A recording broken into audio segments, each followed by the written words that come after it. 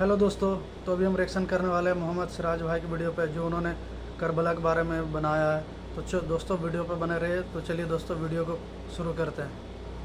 शायद ही आपको करबला का वाक़या पता होगा अगर आप शिया ना हो, क्योंकि ये मस्जिदों के अंदर बहुत ही कम बयान किया जाता है। तो चलो आज आपको करबला का वाक़या बताओ कि करबला में आखिर हुआ क्या था, वो भी शॉर्ट और सिंपल तरीके से। ये बात तो हम सब जानते हैं कि 10 मुहर्रम को हज़रत हुसैन आले बैत को शहीद किया गया, लेकिन इतना बड़ा जेनोसाइड, इतना बड़ा मर्डर करने के पीछे कुछ ना कुछ तो तारीख़ होगी, हिस्ट्री होगी। तो चलो पहले उसको जानते हैं, फिर इस वाक़े के ऊपर आते हैं तो आपको अच्छे से समझ में आएगा। इस वाक़े के अंदर इन तमाम कैरेक्टर का जिक्र आने वाला है, तो गौर से सुनिए। इन तमाम का किरदार और इन तमाम का रोल आपके सामने डिस्क्लोज़ होने वाला है। सबसे पहले नबी सल्लल्लाहु अलैहि वसल्लम की हदीस हम सुन लेते हैं कि नबी सल्लल्लाहु अलैहि वसल्लम ने फरमाया कि नबूवत की खिलाफत 30 साल तक के रहेगी। 2 साल अबू बकर के, 10 साल हज़रत उमर के, 12 साल हज़रत उस्मान के और 6 साल हज़रत अली के। ये हो गए पूरे 30 साल, जिसे हम खिलाफत राशिदा कहते हैं। वाक़या शुरू करने से पहले आपको बता दूं कि अरब लोग जो इस्लाम से पहले थे, उनका मिजाज ऐसा था कि बात बात पे लड़ते, बदला लेते, कत्ल किताल करते। छोटी सी छोटी बात के ऊपर ख़ानदान के ख़ानदान लड़ाई में लग जाते, यहाँ तक कि उसका बदला ना ले ले। तो ये बात आप याद रखिए, आगे तक के आपको काम आएगी। अब आप सल्लल्लाहु अलैहि वसल्लम के बाद में 2 साल हज़रत अबू बकर के गए, 10 साल हज़रत उमर के गए। जब हज़रत उमर का ज़माना था, हज़रत उमर ने बहुत ही ज़्यादा एक्सपेंड किया और जगह जगह पर अपने गवर्नर रख दिए। शाम के अंदर हज़रत अमीर मुआविया को गवर्नर बनाया। ये याद रखना, आगे चल के आपको काम आएगा। अब हज़रत उस्मान के ज़माने में हज़रत मुआविया अपने काम में लगे हैं अपनी जगह पर, हज़रत अली अपनी जगह पर अपने काम में लगे हैं। उसके बाद होता है ये कि हज़रत उस्मान को शहीद कर दिया जाता है और ख़लीफ़ा बना दिए जाते हैं हज़रत अली रज़ी अल्लाह तआला अन्हु। हज़रत अली ने खिलाफत संभाली और तमाम गवर्नर को ख़त लिखा कि अब मैं ख़लीफ़ा हूँ, मेरे हाथ पर बैत की जाए। अब आपको याद है अरबों का मिजाज जो कि इस्लाम से पहले था, बदला लेने का, किसास लेने का। तो हज़रत मुआविया ने कहा, जो कि शाम के अंदर गवर्नर थे, कि हम उस वक्त तक बैत नहीं करेंगे जब तक कि आप कातिल उस्मान का बदला ना ले ले, किसास ना ले ले। हज़रत अली ने कहा ठीक है, लेकिन पहले मेरे हाथ पे बैत कर लो, उसके बाद में हम कुरान और हदीस को सामने रख के फ़ैसला करेंगे। तो इन दो राय की वजह से मुसलमानों के अंदर इख्तिलाफ़ शुरू हुए, आपस में जंग भी हुई। उसके बाद में हज़रत अली मक्का मदीना को छोड़ के कूफा की तरफ चले गए। फिर वहाँ से दारुल हुकूमत को संभाला और वहाँ पर उनको शहीद कर दिया गया।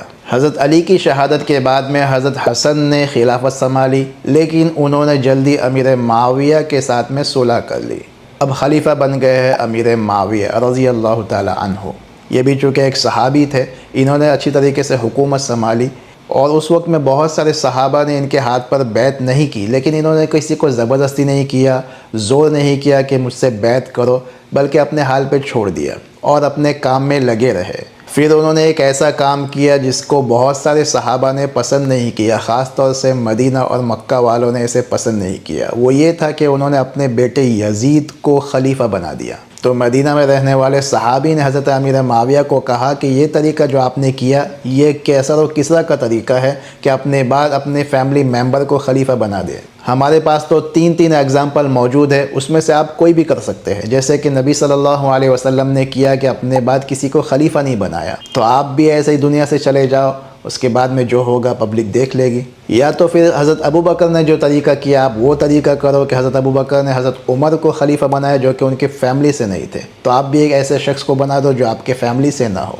अगर ये दोनों तरीका आपको नहीं जमता है, तो तीसरा तरीका आप देखो कि जो हज़रत उमर रज़ी अल्लाह ताला अन्हु ने किया, कि हज़रत उमर ने एक कमेटी बना दी कि मेरे इंतकाल के बाद में ये कमेटी फ़ैसला करेगी कि इसके बाद में खलीफा कौन होगा। तो आप भी एक ऐसी कमेटी बना दो, जो कमेटी फ़ैसला करेगी उसको लोग मान लेंगे। लेकिन अमीर मुआविया रज़ी अल्लाह ताला अन्हु ने इन तीनों तरीक़ों को इख्तियार नहीं किया, बल्कि अपने बेटे को खलीफा बना दिया। और उसके बाद में हज़रत अमीर मुआविया रज़ी अल्लाह ताला अन्हु का इंतकाल हो गया। अब यजीद उसने ज़बरदस्ती करना शुरू किया सहाबा किराम पर कि मेरे हाथ पर बैत करो, जो बैत नहीं करेगा हम उसके साथ में जंग करेंगे। अब हज़रत हसन रज़ी अल्लाह ताला अन्हु का तो इंतकाल हो चुका था। यजीद ने जैसे ही खिलाफत संभाली तो बहुत सारे सहाबा ने उसकी खिलाफत को मानने से इनकार कर दिया, जिनमें से एक थे हज़रत हुसैन रज़ी अल्लाह ताला अन्हु। جب حضرت حسین نے دیکھا کہ بہت زور آ رہا ہے، زبردستی کریں گے یہ لوگ میرے اوپر کہ یزید کے ہاتھ پہ بیعت کیا جائے، تو انہوں نے مدینہ کو چھوڑ دیا اور مکہ کی طرف آ گئے۔ رجب میں نکلے تھے، یہاں پر شعبان میں مکہ میں پہنچے اور مکہ میں رہنے لگے۔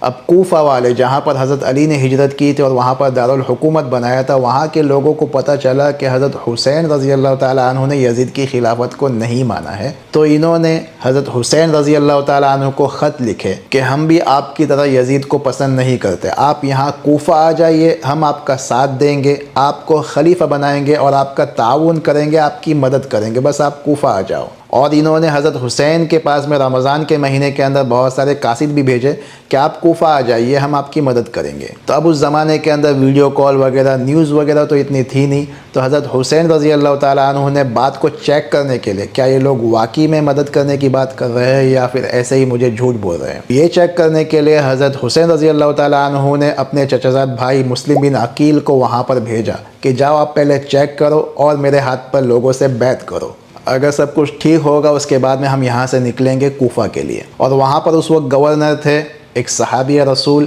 جن کا نام تھا نعمان بن بشیر رضی اللہ تعالیٰ عنہ۔ تو اس وقت جو کچھ ہو رہا تھا ایک دم سمپل طریقے سے ہو رہا تھا، تو حضرت نعمان رضی اللہ تعالیٰ عنہ نے انہیں کچھ نہیں کہا، اور مسلم بن عقیل نے بھی حضرت حسین رضی اللہ تعالیٰ عنہ کو وہاں پر گرین لائٹ دے دی کہ یہاں کا معاملہ سب اچھا ہے، سیف ہے، آپ یہاں پر آ سکتے ہیں۔ اب حسین رضی اللہ تعالیٰ عنہ کو جب گرین لائٹ ملی اور پتہ چلا کہ وہاں کے لوگ سچ کہہ رہے ہیں، تو اپنی فیملی کے ساتھ میں مکہ سے نکل گئے۔ تاریخ تھی کچھ 7 ذی الحجہ۔ جیسے ہی مکہ سے نکلے تھوڑے راستے پر پہنچے تو کسی نے یزید کو خبر پہنچا دی، جو کہ اس وقت خلیفہ بن کے بیٹھا ہوا تھا شام کے اندر، کہ حضرت حسین مکہ سے کوفہ کی طرف نکل گئے ہیں بغاوت کے لیے، اور انہوں نے پہلے ہی مسلم بن عقیل کو بھیج دیا ہے خلافت کے لیے بیعت کرنے کے لیے ان کے نام سے، اور آپ کے گورنر نعمان نے بھی یہاں پر کچھ نہیں کہا۔ تو جیسے ہی یزید کو خبر ملی، اس نے سب سے پہلے جو کوفہ کے گورنر تھے نعمان بن بشیر رضی اللہ تعالیٰ عنہ، ان کو وہاں سے ہٹا دیا اور ابن زیاد کو وہاں کا گورنر بنا دیا۔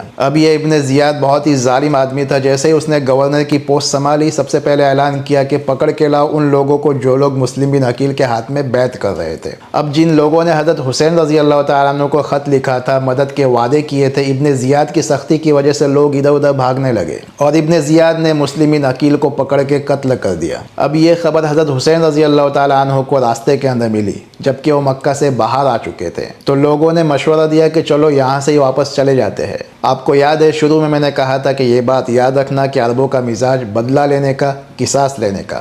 جیسے ہی لوگوں نے مشورہ دیا کہ ہم یہاں سے چلے جاتے ہیں، تو مسلم بن عقیل کے جو اولاد تھی انہوں نے کہا کہ ہمارے باپ کے قتال کا کیا، ہمارے باپ کے مرڈر کا کیا، ان کا بدلہ کون لے گا؟ تو حضرت حسین نے بھی کہا کہ ہاں میری وجہ سے مسلم بن عقیل وہاں تک کے گئے اور اپنی جان کو خطرے میں ڈالا اور یہاں تک کہ ان کو شہید کر دیا گیا، اب میں یہاں سے پیچھے چلا جاؤں تو اچھی بات نہیں ہے، مجھے وہاں جا کے ان سے بات کرنی ہوگی۔ اب اپنے سفر کو تھوڑا اور آگے کیا تو پھر ایک اور خبر ملی کہ جو قاصد حضرت حسین رضی اللہ تعالیٰ عنہ نے کوفہ میں بھیجا تھا، جن کا نام تھا عبداللہ ابن کین، ان کو بھی قتل کر دیا گیا ہے۔ اب یہاں سے یہ بات تو صاف ہو گئی کہ یہ لوگ صلح کے لیے تیار نہیں ہے، کیونکہ 2 بڑے لوگوں کو مار دیا گیا تھا۔ ایک تو ہے مسلم بن عقیل جنہیں حضرت حسین نے بیعت کے لیے بھیجا تھا، اور ایک قاصد کو جو بھیجا تھا عبداللہ ابن کین کو، انہیں بھی قتل کر دیا گیا۔ اب راستے کے اندر بہت سارے لوگ حضرت حسین کے ساتھ میں جمع ہو گئے تھے، تو یہاں پر یہ خبر سننے کے بعد میں انہوں نے کہا کہ جن لوگوں کو الگ ہونا ہے الگ ہو جاؤ، کیونکہ یہ سفر خطرناک ہونے والا ہے۔ تو بہت سارے لوگ الگ ہو گئے، جو مکہ سے آپ کے ساتھ میں نکلے تھے یعنی کہ ان کے گھر والے، وہی آپ کے ساتھ میں چلے۔ تقریباً آدھا راستہ طے کر چکے تھے، تو حور بن یزید اپنے 1000 کے لشکر کو لے کے حضرت حسین رضی اللہ تعالیٰ عنہ کے پاس میں آ گیا۔ تو حضرت حسین نے کہا کہ میں ایسے ہی نہیں جا رہا ہوں، بلکہ بہت سارے خط میرے پاس آئے ہیں، مجھے بلایا گیا ہے، اسی وجہ سے میں وہاں پر جا رہا ہوں۔ تو حور بن یزید نے کہا کہ ہمیں کچھ پتہ نہیں، ہمیں تو آرڈر ملا ہے کہ آپ کو کوفہ تک کے ابن زیاد کے پاس میں پہنچا دیا جائے۔ تو حضرت حسین نے کہا ٹھیک ہے، ہمیں واپس جانے دو مکہ۔ تو حور بن یزید نے کہا کہ ہم نہیں کر سکتے جب تک کہ اوپر سے آرڈر نہ آ جائے، ایک کام کرو، ہم دونوں ساتھ میں چلتے ہیں، جب تک کہ دوسرا کوئی آرڈر آ جائے گا ہم اس کے بعد میں دیکھیں گے۔ اب چلتے چلتے یہ لوگ تقریباً 2 محرم کو کربلا کے میدان میں پہنچے۔ یہاں پر ابن زیاد کا ایک آرڈر آتا ہے کہ ان تمام کو گھیر لیا جائے اس میدان کے اندر، ان کا کھانا پینا بند کر دیا جائے۔ اور 3 محرم کو عمر بن سعد دوسرے 4000 کے لشکر کو لے کر کربلا کے میدان میں آ گیا۔ تو حضرت حسین رضی اللہ تعالیٰ عنہ نے اس کے سامنے 3 آپشن رکھے، یا تو ہمیں مکہ واپس جانے دو، یا تو پھر ہمیں شام جانے دو یزید کے پاس میں، ہم لوگ بیٹھ کے بات کر لیں گے، یا تو پھر کوئی بھی اسلامک بارڈر پہ ہمیں چھوڑ دو، وہاں پر ہم دیکھ لیں گے کیسا کیا ہوگا۔ تو عمر بن سعد نے یہ بات ابن زیاد کے پاس میں پہنچائی تاکہ اوپر سے آرڈر ملے کہ کیا کرنا ہے، لیکن آرڈر آیا کہ یا تو آپ کو یہاں تک کیا آنا ہے ابن زیاد کے پاس میں، یا تو پھر ہم سے مقابلہ کرنا ہے۔ تو حضرت حسین نے کہا اس سے اچھا ہے تو مقابلہ کر کے ہم مریں گے، لیکن ایک رات مجھے دے دو تاکہ میں اللہ تعالیٰ سے معافی مانگ لوں اور جو کچھ بھی وصیت کرنا ہے میں وصیت کر لوں۔ تو اس بات پہ وہ لوگ راضی ہو گئے اور 10 محرم کو پھر مقابلہ شروع ہوا۔ حضرت حسین نے یہاں تک کہ کہا کہ یہ لوگ میرے خون کے پیاسے ہیں، آپ لوگوں کو جانا ہے تو آپ لوگ چلے جاؤ، لیکن قربان جاؤ اہل بیت کے اوپر، کوئی بھی جانے کے لیے تیار نہ ہوا، بلکہ سب نے کہا کہ ہم لڑیں گے، اور ہر ایک نے بہت ہی بہادری سے مقابلہ کیا۔ اتنے بڑے لشکر کے سامنے ہر ایک نے ہمت سے لڑائی کی، آخرکار انہیں شہید کر دیا گیا۔ ان لوگوں نے تو شہادت کا مرتبہ پا لیا، لیکن جن لوگوں نے آپ صلی اللہ علیہ وسلم کے نواسے کے ساتھ میں یہ حالت کی، نہ نبوت کا خیال کیا، نہ اہل بیت کا خیال کیا، نہ آپ صلی اللہ علیہ وسلم کے چہیتے کا خیال کیا، نہ جنت کے شہزادے کا خیال کیا، اور 10 محرم کو جتنے بھی لوگ آپ کے ساتھ میں آئے تھے تمام کو شہید کر دیا گیا سوائے زین العابدین۔ تو یہ تھا آپ کے سامنے کربلا کا درد بھرا واقعہ۔ اللہ تعالیٰ ظالموں کے ظلم کی ضرور سزا دینے والا ہے۔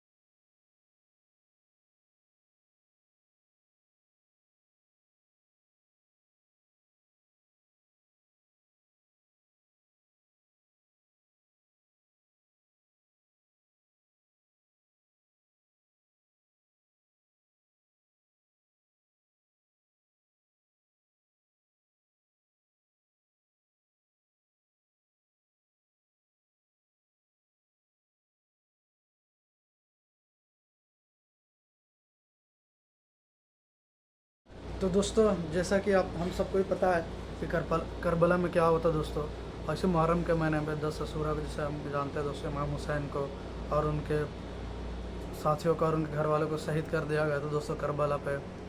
اور جیسا کہ ہمیں پتہ ہے کہ دوستو یہ یزید اس سمے مسلمانوں کا حکمران تھا، اور اس سمے کوفہ سے امام حسین کو کافی سارے خطوط آئے تھے کہ آپ آئیے، ہم آپ کے ہاتھ پہ بیعت کریں گے اور ہم آپ کو اپنا خلیفہ بنائیں گے، اور بہت سارے خطوط انہوں نے بھیجا۔ اور جب امام حسین گئے وہاں پہ تو ان لوگوں نے کیسے غداری کی، یہ سب ہم لوگ کو پتہ ہی ہے دوستو۔